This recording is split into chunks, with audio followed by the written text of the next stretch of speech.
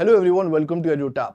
Many of you would be knowing about the Perspective 360-degree series on YouTube, where we do free of cost answer writing practice in a detailed and structured manner. Now, this video is regarding the report card for this series, where we are going to see that whether this series has been beneficial to the aspirants or not based on the RBI Grade B 2024 paper. Fine, this is what we are going to see as a part of this video. We will see the different type of questions. When I say type of questions, very specifically the descriptive paper, current affair oriented questions, because this is something that this series aims to target. So that's how we can measure its performance. Apart from that, we will also see the source of different type of questions. It will be a great learning experience for you that what type of sources you must not miss as a part of your preparation. Apart from that, we will of course see that whether these questions have been covered as a part of the series or not. And this is going to be the main agenda of today's video. Now, let us move on. But before talking about those questions, if you do not know about the Perspective 360-degree initiative, let me just tell you that here on our YouTube channel, this series is free of cost, where we discuss a particular issue on every Monday, Wednesday and Friday at 5 p.m. And what we are going to do, once that issue is discussed, we are going to frame a particular question out of that issue. And what you have to do, you have to write the answer to that question in that comment box. And then what will happen after that, your answer is going to get evaluated within 48 hours. Fine. So it will help you with respect to evaluation. And it is also going to help you to compare your answers with the answers of the fellow aspirants. Fine. And this is going to help you to improvise your answer writing skills. Fine. So I hope it is clear to you. The agenda is clear to you and you also have clarity regarding the series. Now let us see the different type of questions that were asked in the RBI Grade B 2024 paper.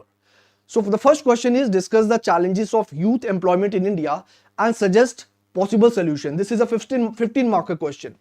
Now when you see this question for the first time, the first impression is that this question is static in nature.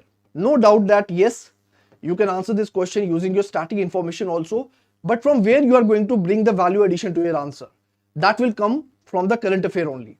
So my point is that even if this question sounds static in nature, but the background with respect to this question is current affair oriented. How is it so? Let me show you the source with respect to this question. Now this question was framed from the India Employment Report 2024, which was released by International Labour Organization. This is a snapshot that I pasted from the index of this particular report, and you can see in the index over here they have covered in a detailed manner the youth employment, the different issues with respect to youth employment, the impact of different changes with respect to youth employment, youth population with respect to India. And this was the theme of the report, that youth employment, education and skills. And this portion is something that was very much highlighted in the newspapers also. It was highlighted in the newspapers also.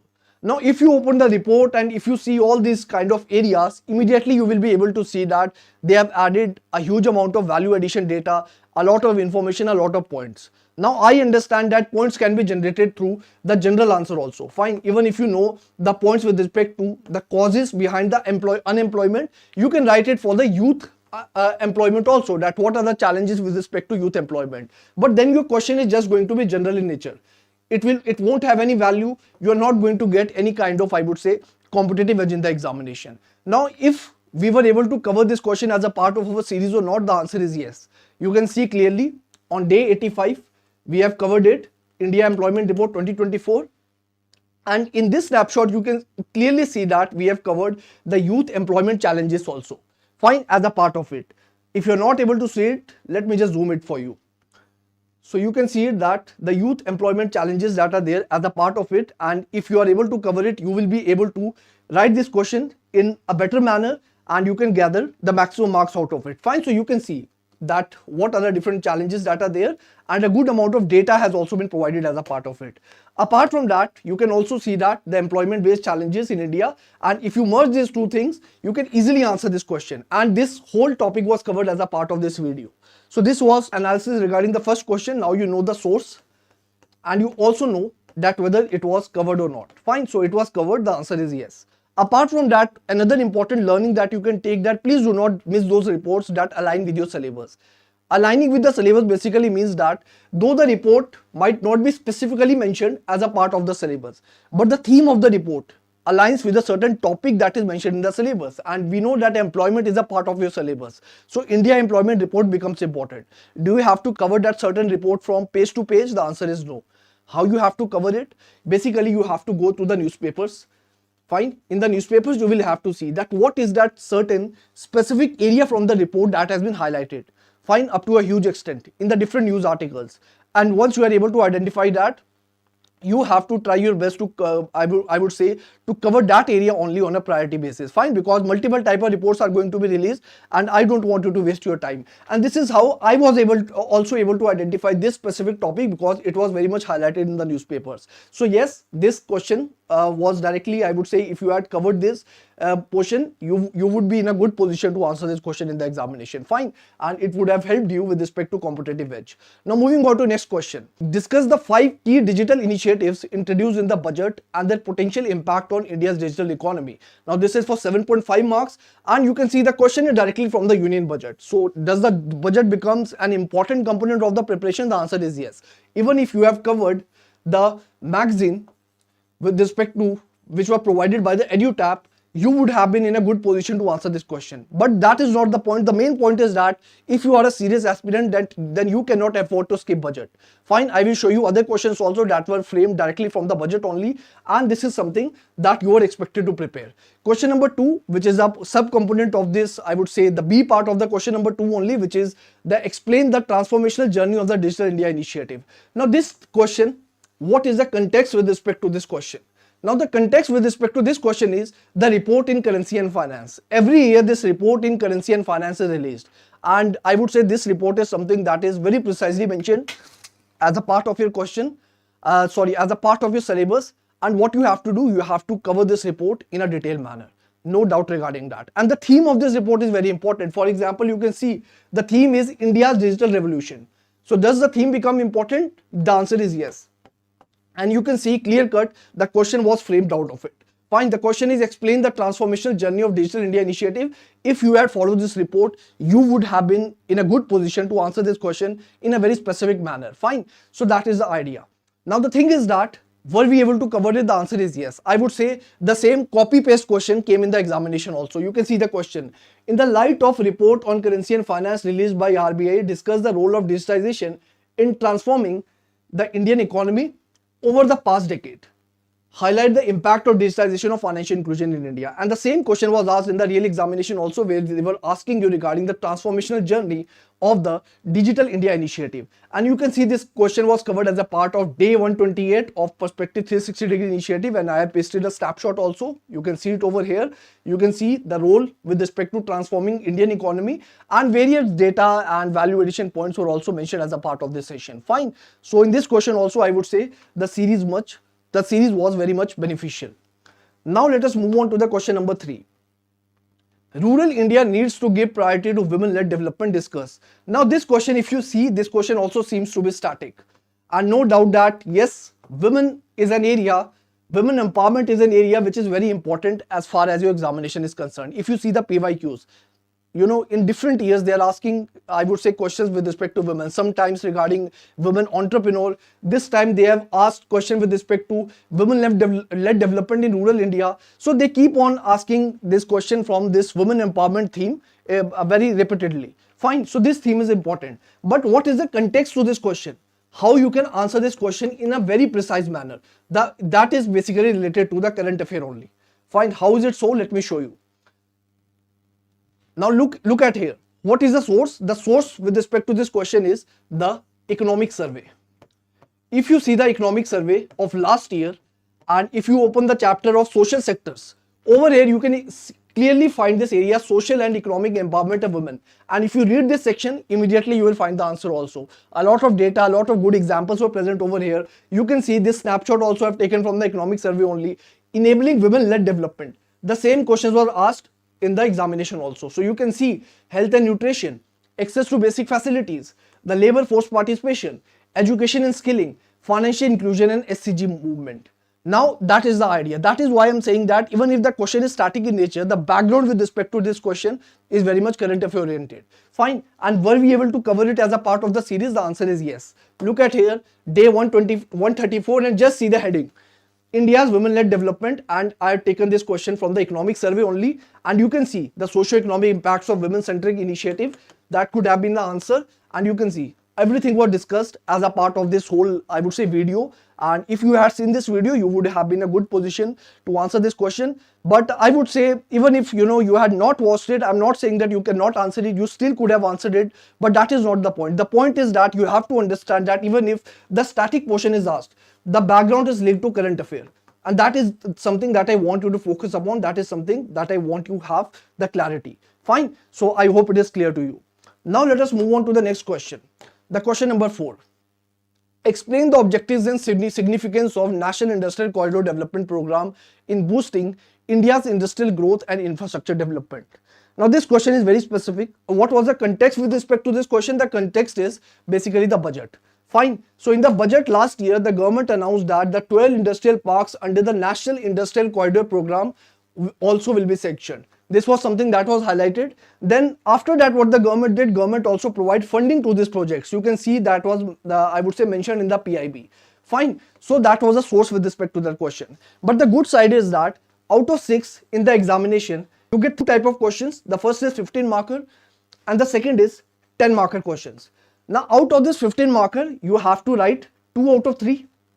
Fine. And in the 10 marker also you have to answer 2 out of 3 only. So even if you had no knowledge about this question, you could have safely skipped this question, because you had other 2 options also, which we have discussed earlier. You could have answered those questions and you could have secured good marks. Fine. So that is the idea. So though this question was not compulsory, but this is the source with respect to it. Very specific question.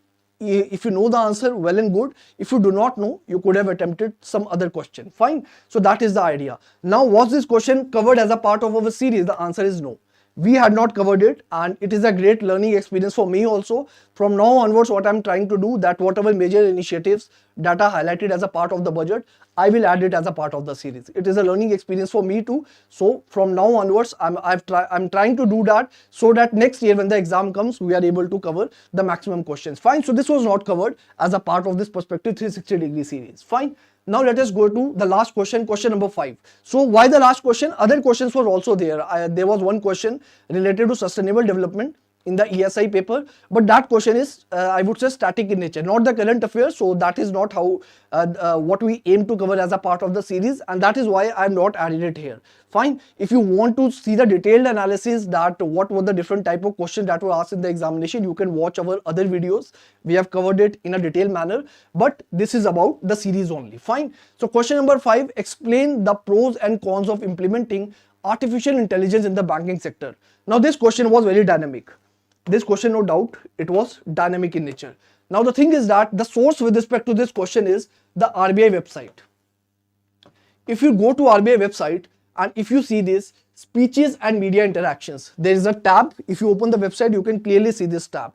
And if you open this tab, you will see speeches and media interaction. You can see this was, I would say, the speech that was given by the, I would say, the RBI official, or where he said that the innovations in banking, the emerging role of technology and AI. Fine. And here he talked about this role with respect to the banking sector. Now, did we cover this question as a part of the Perspective 360-degree series? The answer is no. Unfortunately, it was not covered. Again, I'm saying it is a learning experience for me. From now onwards, what I'm trying to do, I'm trying to add these type of dimensions from the RBI websites also, so that we are able to cover multiple topics in the most comprehensive manner. So that is the idea. So what can be the overall learnings with respect to this overall analysis, with especially regarding the descriptive paper? First and foremost, please do not compromise with the syllabus. Covering syllabus shall be your first priority, no matter what, because no matter how much current affairs you are studying, static portion is the foundation of the current affairs. So you cannot afford to skip the static portion. The first and the foremost priorities shall be the coverage of the syllabus. After that, the current affair portion comes. Fine. So do not compromise with the syllabus. All the keywords that are mentioned in the syllabus, you have to cover them in the most comprehensive manner. The point number 2, the second learning can be regarding report. So you have to cover reports, no doubt regarding it. Last year भी questions पूछे रहे report में से, इस साल भी पूछ लिए. तो आपको 2 तरह की reports पे focus करना है. The first type of report that is mentioned in the syllabus, and the second type of report is the one that aligns with the syllabus. Mentioned in the syllabus means, for example, financial stability report. For example, reports on currency and finance. For example, reports on trends in banking. Fine, World Development Report. There are different type of report that are mentioned very specifically as a part of your syllabus. You need to cover them anyhow. Fine. The second type of reports that aligns with your syllabus means the report is not mentioned in the syllabus, but the theme of the report aligns with a specific topic that is mentioned as a part of your syllabus. So what you have to do, for example, the India Employment Report that we have seen in our first question only, such type of report also you have to cover. But how you have to cover it? You have to cover it smartly. I've told you the approach. You can follow the newspaper articles whenever that report is published, and you can see that what is that key area which is highlighted by those newspapers, and what is an important theme. You can go to the website and just scan it. Fine. So such type of smart approach you can adopt instead of reading all these reports from cover to cover. Fine. That would be, I would say, a bit challenging because we have time constraints also regarding our preparation. The third is the budget. Budget से compromise नहीं कर सकते चाहे जो मर्जी हो, ना ही objective paper में ना ही डिस्क्रिप्टिव पेपर में. You have to cover budget in a comprehensive manner. I will also try my best to cover those initiatives that are highlighted as a part of the budget, but it is your duty also that you stay active, and in a proactive manner you are able to cover the different initiatives highlighted very importantly as a part of the budget. The next learning, which is related to the economic survey. So regarding the economic survey, I would say very important document. Economic survey का सबसे बड़ा फायदा ये है कि यहाँ से आप दो तरह के क्वेश्चन आंसर कर सकते हो, एक जो डायरेक्टली आ जाए यहाँ से, और एक कुछ इनडायरेक्ट क्वेश्चन भी हो तो वो भी आपने अगर जो इन्फॉर्मेशन गेन की इकोनॉमिक सर्वे में, वहां से आप उसे आंसर कर सकते हो. Fine, because it provides you diverse type of content, it provides you diverse type of value addition data examples that can of course improve the quality of your answer. So you must not skip this document. By the way, I have covered this document as a part of the perspective. You can watch it, and if there are other XYZ areas also which you think I have left, you can write it in the comment box. I read all the comments as a part of my sessions. Fine, so we will cover that also. The next point is regarding, I would say, the RBI website. ये एक थोड़ा underrated चीज़ है क्योंकि बहुत लोग follow नहीं करते, and as I have already said that it's a learning experience for me too. Fine, regarding the following of this website. So I'm also trying my best to follow the multiple components, the important reports or the important media interaction, you know, the data published on this website. I am also trying my best to do that, and it is your duty also that you are aware about this fact that this particular source is important. Fine. So मैं ये नहीं कह रहा कि आप सारी की सारी इंटरैक्शन वो मीडिया जो भी आते हो पढ़ने लग जाओ, एग्जाम रेलेवेंसी के हिसाब से पढ़ो. If there is a certain type of topic theme that aligns with the syllabus and is mentioned in the RBI website, then you must follow it. Fine. If you feel that it is not something that is related to the syllabus, you can skip it safely. Fine. So that is the idea.